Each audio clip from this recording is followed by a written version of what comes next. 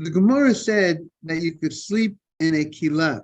Kila, we said, is a certain bed with a certain canopy on top. And Shmuel said that even though this bed has a canopy with a flat roof, but since it's temporary, it's not such a real not such a strong structure. It's not called a separate tent if it's less than 10 tefachim, right?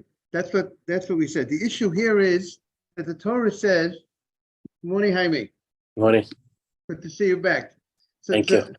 So the Gemara says we are on 10b2 on the right column, 10b2, that we were discussing if a person sleeps in a bed in a sukkah, which we said that really the law is a person's supposed to sleep in a sukkah, eat in a sukkah. It's supposed to be like your home.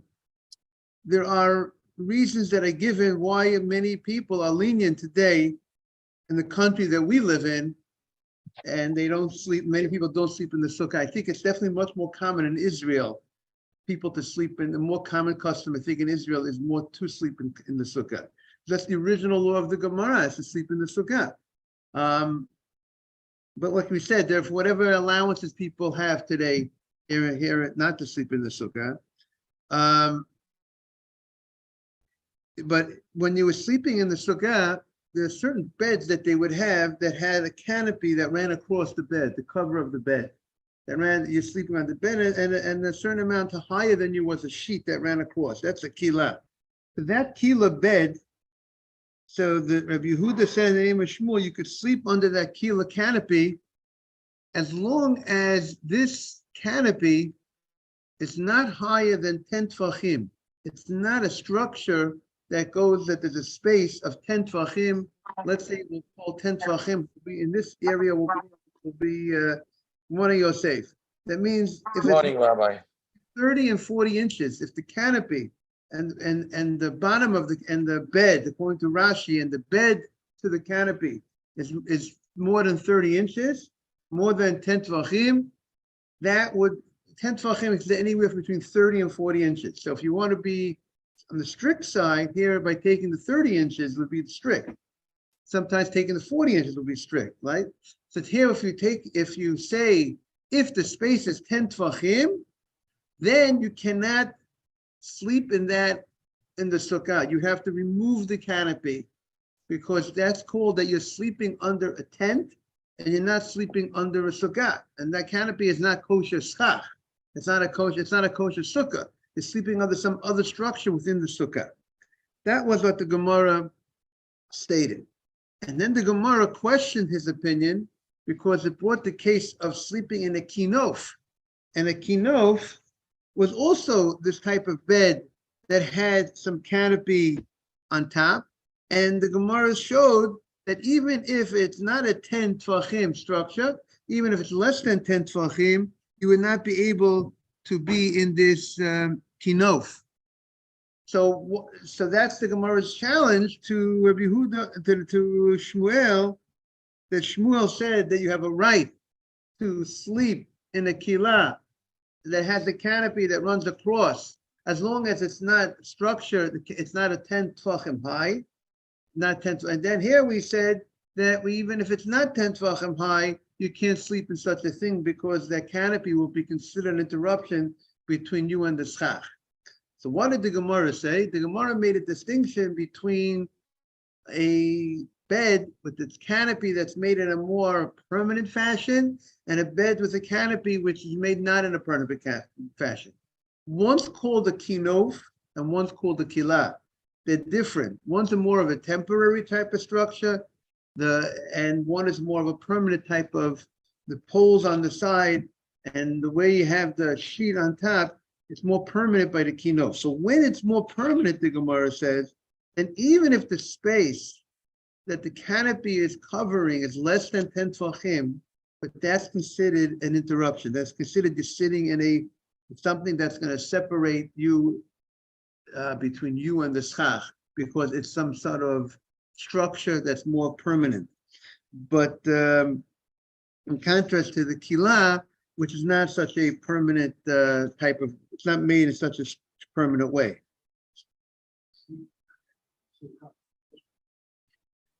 A person wants to sleep in the sukkah because he needs to sleep in the sukkah. But this is the way they made their beds. They would have some sort of canopy over their bed. Maybe it's more of a modesty, morning, that if you have a canopy over your bed, might be a little modest, so no one's, you're covered on top. That could be, maybe they want to block some stuff from them coming, some flies. I don't know what, Kila, it's called kila. Kila, right? Kila. Kila. That's what the Gemara is talking about, the kila bed. And you should know, if you will look and go to some old places, I visited a castle or something, and you see that they show the old beds. They have this thing on top. Kila. Also, it could. So that's kosher or not kosher? So kila, if it's not made so strongly, if it's not made in a permanent fashion, Shmuel says you could sleep in a kila as long as the canopy is not 10 tefachim high. That's what Shmuel says. But if it's a kinof, which is made in a more stronger way, the morning max, that would be a problem even if it's not 10 tefachim high. That's what the Gemara says. So now the Gemara questioned it. The Gemara said, if that's the case, if something that's more fixed, that's more permanent, it's a problem, even if it's less than 10 tvachim. V'hari sukkah gabe sukkah, a sukkah on top of a sukkah. You learned about if someone build a sukkah on top of a sukkah. Now to build a sukkah on top of a sukkah, the kaviyah, so it's made in a very strong fashion. The sukkah that's on top of the bottom sukkah, for it to hold, it had to be made. The walls had to be made in a strong fashion, and you have schach running across. So the kaviyah, it's made it's securely fixed. And for Amar Shmuel, and Shmuel says, Kav shira chach pesula. Shmuel said that the same way for a sukkah to be kosher, in order for that top sukkah to be kosher, the sukkah has to have a minimum height of 10 tvachim, we said. If you don't have a height of 10 tvachim of a sukkah, the schach is not 10 tvachim off the ground, right? From the ground to the schach, if you don't have an interior space of 10 tvachim, it's not a kosher sukkah. So the same way for the sukkah to be kosher, the top sukkah has to have 10 tvachim high. So too, for that top sukkah to invalidate the bottom sukkah, we say that top sukkah has to be 10 tvachim high. The same way to make it kosher has to be 10 tvachim. To invalidate the sukkah on the bottom, the top sukkah has to be also 10 tvachim. So the Gemara asks the question, why is that?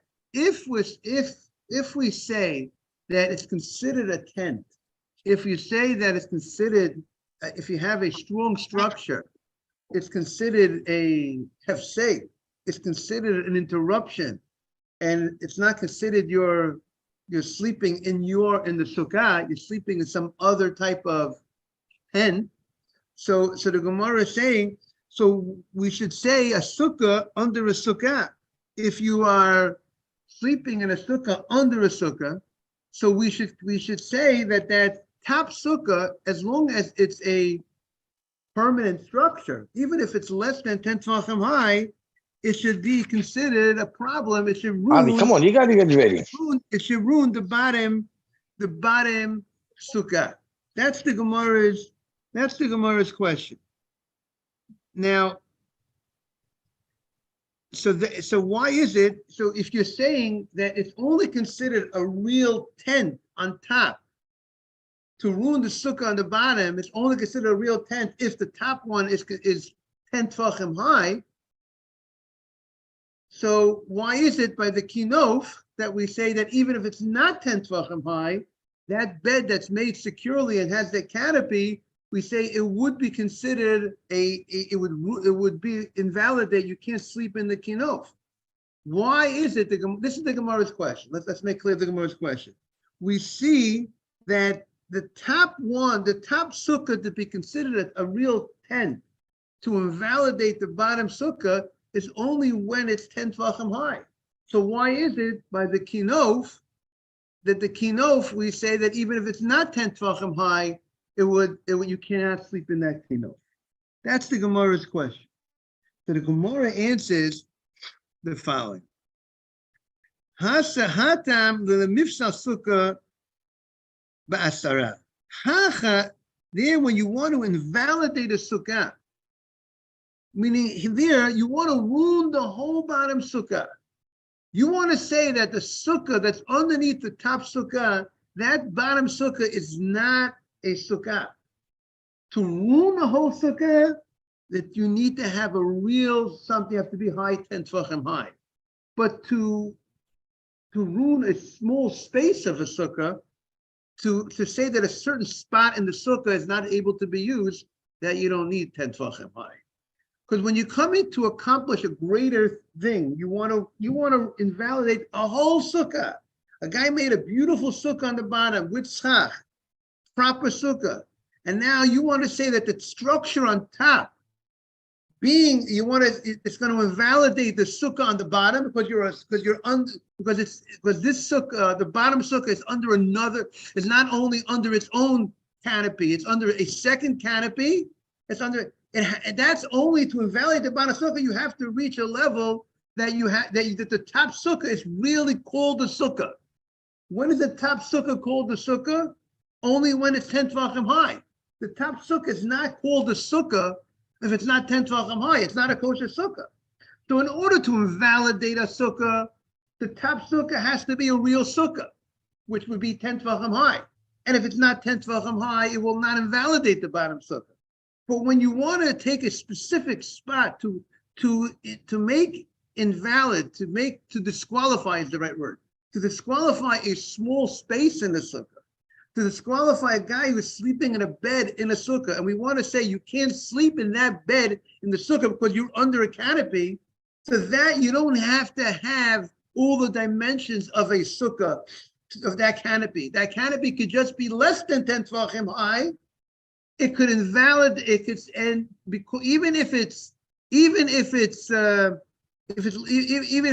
than 10 tvachim high, as long as it's secure, it will be considered you are sleeping in some sort of.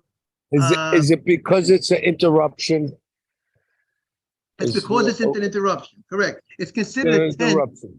It's called a tent. Regardless of how high it is above it. Regardless how high it is, it's considered an interruption since it's securely. It's made in a very secure way. It's a structure that's made securely. Is it similar to when we hang a decoration? It has to be close to the ceiling. It can't be so low.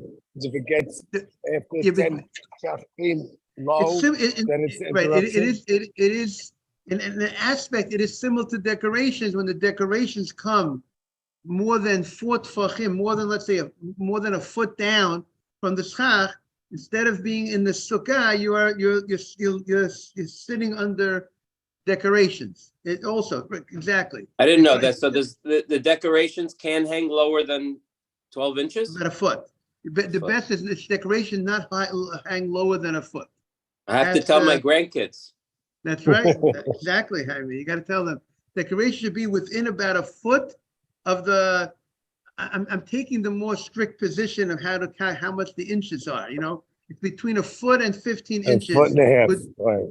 So I would say to be strict, you would in that aspect you would say up to a foot you're good. As long as the decoration within you're giving them 12 inches, Jaime. You're giving them some space. But going back to where we are, it's the same. In other words, you're creating the same environment.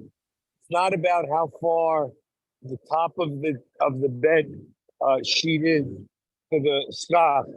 It's about if it's more than a foot really, or more than a foot and a half, it's the same problem. Do we agree to that? Right. We're not right here. As long as it's not about it being a sukkah. It's not about being a sukkah in the sukkah. It's not about 10 tafachim away. It's you're interrupting the sky. Right, but it's Period. only considered an interruption of the schach if the structure has one of two things could create an interruption. Either, even if it's not such a high canopy, not even if it's less than 10 tvachim, as long as it's a Agreed. secure structure, is one way. And or even if it's not such a secure structure, but it's a high structure that is 10 tvachim, that also would create an interruption between you and the schach. But I'm going to challenge that idea, because if I take 4 poles that are flimsy and not strong, and I put them, anywhere in the sukkah, and I put decorations or a sheet above them, I'm interrupting the schach, and it doesn't have to be 10 tefachim high or 10 away. Doesn't have to have any criteria, and it's pasul. I mean, we have here, we have Shmuel's opinion in the Gemara, which seems that there is the letter Dalet is on it, which sounds like that the halacha follows that way. That it's that if you would have a bed, and you would run, and you would have on top of your bed, you would have a canopy, and this bed and the way this kila type of bed is made, it's not, and with the way the canopy is made, with the structure that's on top, is not strong at all. In the Gemara, it says that it would be permitted as long as it's not 10 tvachim of space between the top of the canopy and according to Rashi and the bed. So according to other opinions, as long as it's not 10 tvachim from the top of the canopy to the ground. But my thing is, my question, I guess, is, wouldn't it be pasul regardless, because of like what we talked about, the decoration thing? So it would seem that we don't, you see, with the decorations, it seems that we say that if you're within a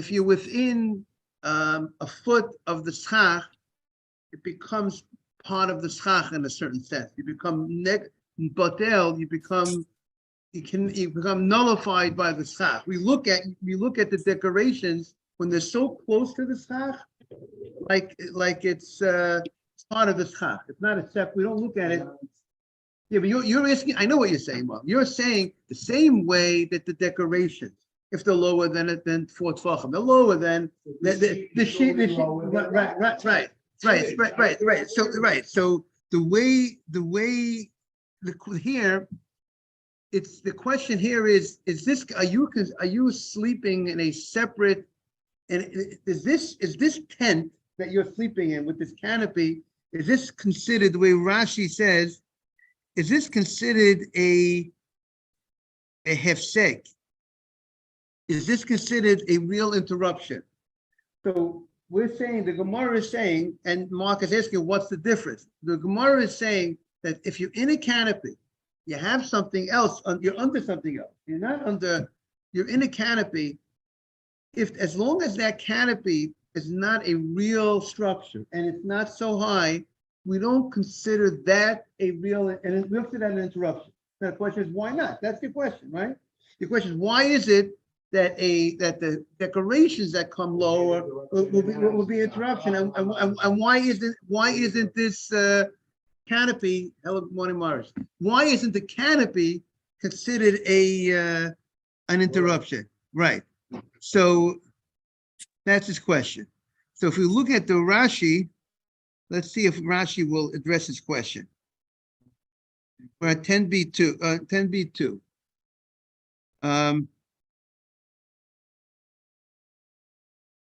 So Rashi Could it says, be because of his intention? morning, Dr. Navid.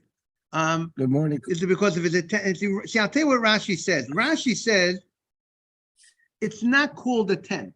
So Rashi says it's not called a tent that's considered that you are sleeping in a tent. So Mark is going to ask, okay, if that's not called a tent, so the decoration is also not called anything of significance. That's what he's going to ask.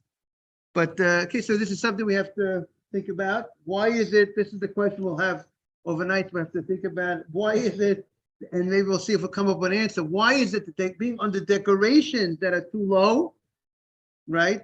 If the decorations come down too low, that means it's a problem because it's, and why is it a problem? Because Rashi says it's no longer, it's a separate space. As long as you're within a space of a foot, it's attached to the ceiling, it's part of the ceiling, it's like having a design, so to speak, in the Succah. The design in the Succah is fine. It's like a design. But why is it? Mark wants to know why is it if you have this canopy over you? It's not part of the Succah in any way. Why is that? Why do we say that that's fine as long as it's not a significant canopy? Why do we say that we look at this canopy as if it's not there? It's not considered a tent. It's not considered that's Mark's question. Okay, something that we have to. They're good questions that we have to think about. So that's what the Gemara says. Now you can hear a wild case here in the Gemara. Tachlifa says in the name of Shmuel the following, just to give 10AB2 on the bottom of the page. 10B2 bottom of the page. Now we have a law that a person cannot say holy words, say psukim, you can't say Torah, you can't pray when you're not dressed. If a person is naked, they can't pray. There's a pasuk in the Torah that says that your tent, your machanecha kadosh, your camp should be holy, and there shouldn't be seen nakedness. That means, and the word it says v'loyer b'chok ervas davar. Davar could also mean like a language of dibur. So dibur, there shouldn't be speech. There shouldn't be speech of holiness when there's a nakedness there, when someone's not covered. Therefore, even if someone's in a house and he's right, he's in a house and he's not dressed, he's naked.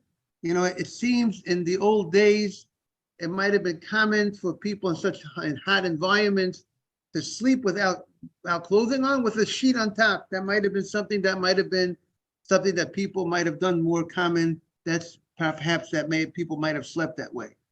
Now, so he's not allowed. So a person could go ahead. You can't stick your head. Now I'm going to tell you. There's another halacha. There's another halacha that we hold. There has to be a separation between your heart and your lower part of your body. That you cannot say Torah. You can't say a bracha if there's no separation. I'm going to give you an example. A guy comes out of a shower and you put on a robe. If you don't have, and let's say you didn't put on any other garments but your robe when you came out of your shower, and if you don't have a belt on your robe, even if your whole body is covered beautifully, you covered your whole body with the robe, you can't say a bracha. You can't say Asher Yatzah. Why? Because there's another halacha that your heart can't see. You can't see your nakedness. There has to be a separation between your heart and your lower part of your body. And therefore, in order to say a bracha, if a guy comes out of a shower and he puts on his robe, he didn't put on any other garments yet, he must tie his robe. He must have, that's why they make that string over there for that purpose. You have to tie your robe. If you have a robe that has buttons, that's no good. I don't know if they make a robe with buttons. Make believe there's a robe with buttons and you seal it. That's not good. You have to have either underwear, because underwear, even though there's no belt, the elastic on the underwear comes against your body, because that goes against your body, and that acts as a separation for Rabbi, your heart. Netilat Yadayim and Asher Yatzah, you could say with just shorts on, right? If the shorts separate your top from your bottom? With just shorts on, the person could say that those brachot. Yeah, right. But in order to say any blessing, there has to be something separating your heart from your lower part of your body, whether it's underwear, pants, a belt, but you have to have, also it has to be covered. That lower area of your body has to be covered. That's the halacha that we hold. But this Gemara, good morning, Yehuda. This Gemara is going with the opinion that that's not necessary. That the belt is not necessary in order to say a bracha. You could go ahead as long as the bottom area, as long as you're covered, that's good enough. That's what this Gemara is going with that opinion. Again, it's not the halacha. Tosfos points out this opinion of the Gemara does not follow our general opinion. They have to have something interrupting between your heart and your nakedness. Okay. So now, getting back, if a guy is Yehuda, you're coming into a new spot. A guy is in his house, and if he's naked in his house, he cannot just put his head outside the window and say the Shema. He goes to the window, he's not dressed, and he says, my head is outside. My body is inside. I'm not dressed inside. I am, but my head is not, and I'm not looking at my area, which is not covered, but my head is outside. So would that be acceptable for him to say the Shema? So we say you can't say the Shema in such a situation, because we look at your head where your majority of your body is.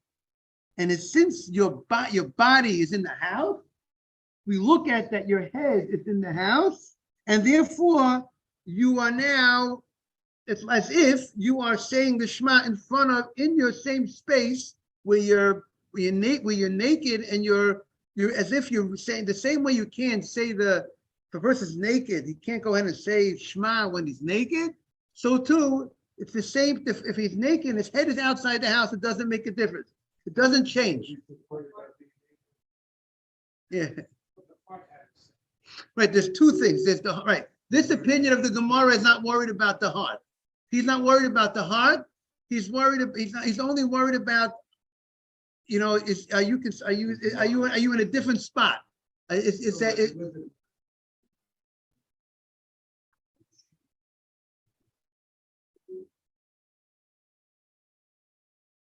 Right, but again, that's if you have the sheet on and you press it against, you press it against that area, to press it between, like by your stomach area, whatever, between your stomach and the lower part.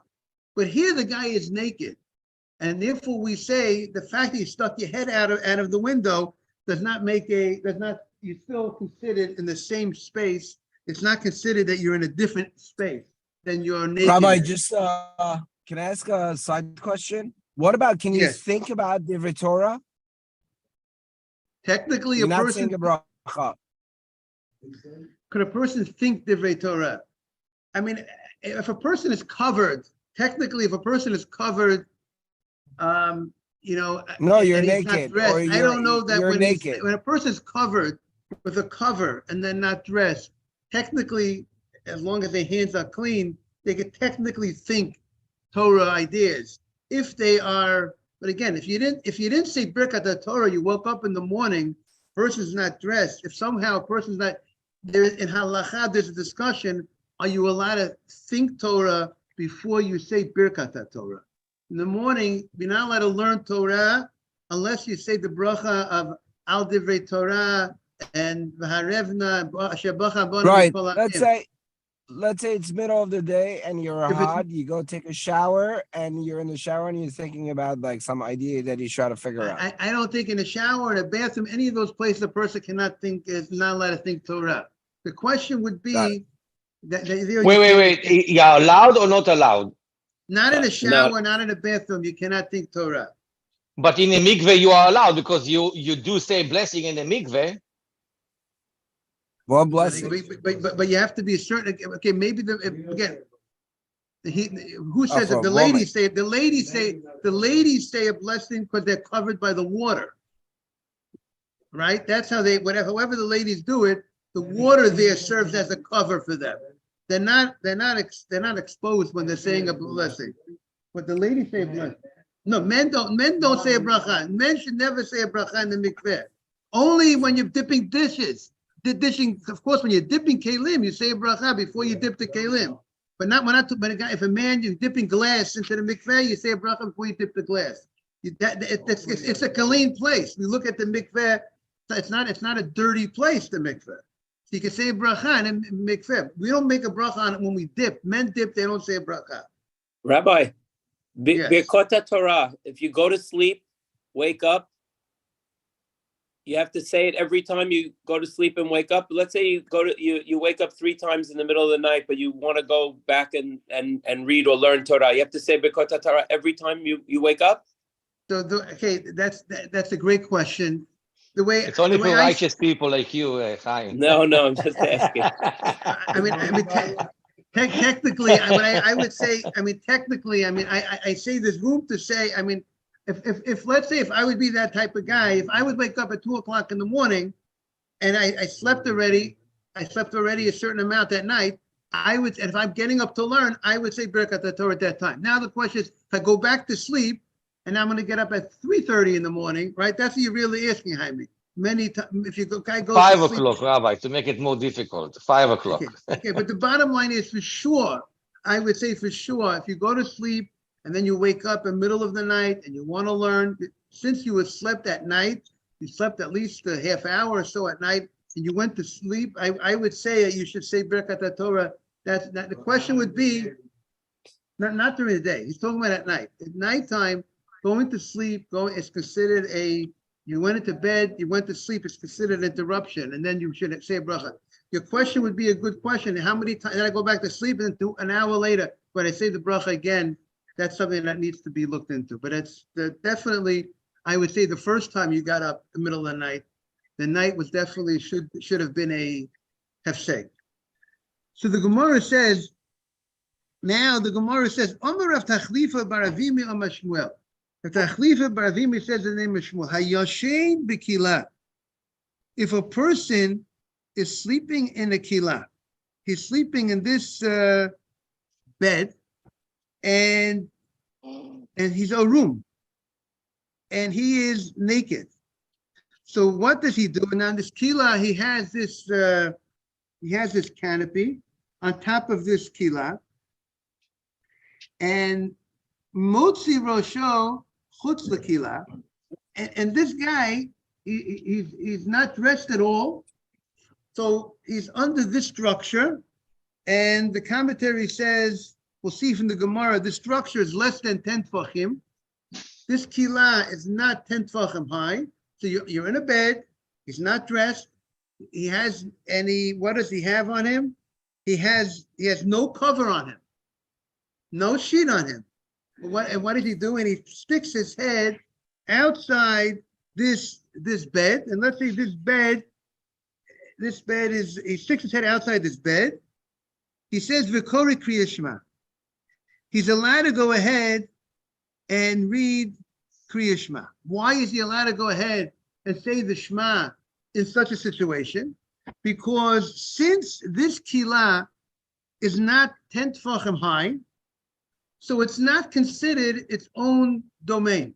If this canopy, the structure that he's in, is considered its own domain, so we said if you're in a house and you're not dressed and you stick your head outside the window, it doesn't work, because we look at you, you're still all in the house, you're still in one spot. Your head goes after where your body is. But in this situation, even though your body is under the roof of a house, but the fact that your head is outside the house and your body's inside the house and you're not dressed, your head goes after your body. So since this kilah if the kilah would be 10 tefachim high, it would be considered like its own structure, and then you would stick your head outside, then your head would be considered where you are, and you would not be able to say the Shema. But since this kilah is not 10 tefachim high, this kilah is not its own structure, so then we look at the kilah like a cover. We look at the kilah that this canopy you're inside, you're not dressed, but you have this cover above you, and now you stick your head out.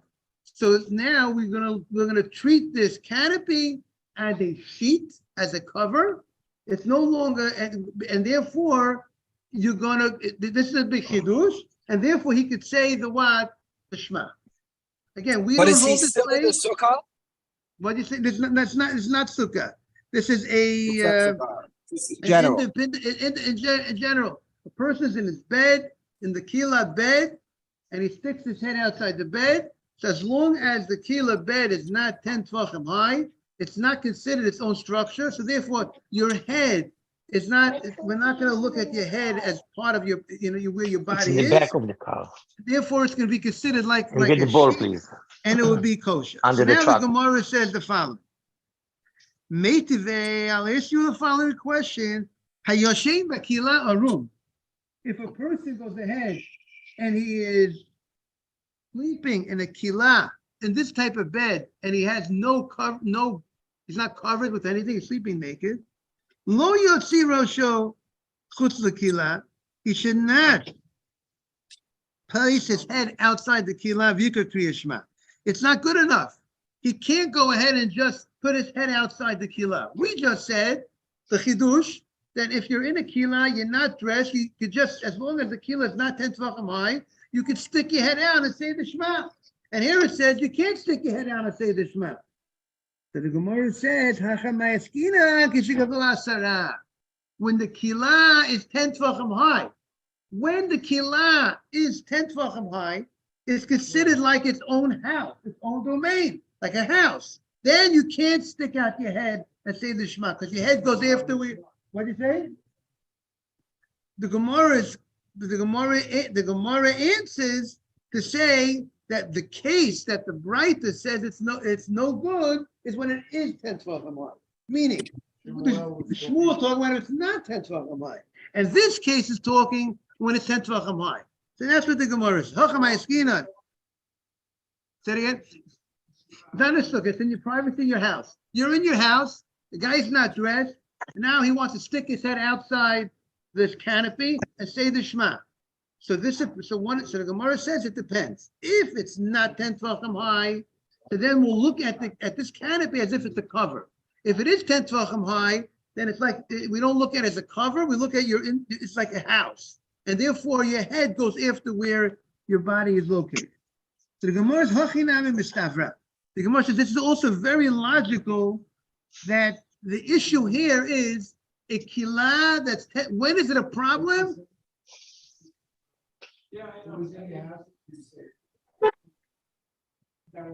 Now we're moving a little bit away from Sukkah, but we're just connecting the dots because in a Sukkah we spoke about a kila 10 tvachim high or not 10 tvachim high. So now we're getting into that regarding the laws of Shema. The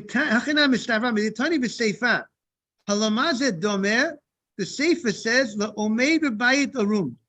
it's like a person's in a house, naked.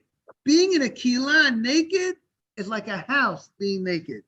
And you can't put your head outside the window, you can't put your head outside the kila. So you can't put the head outside the window. Shema mina. Now on Yud Aleph on Aleph. Bayis Nami, the Gemara says, we'll continue. Bayis Nami, Afal Pi She'en Gavoa Asara, a house, even though it is not 10 tvachim high, it's still, but since a house is a more permanent structure, it's a house. Even the kiviyah, since a house is a permanent structure, it's a real tent, it's like a house.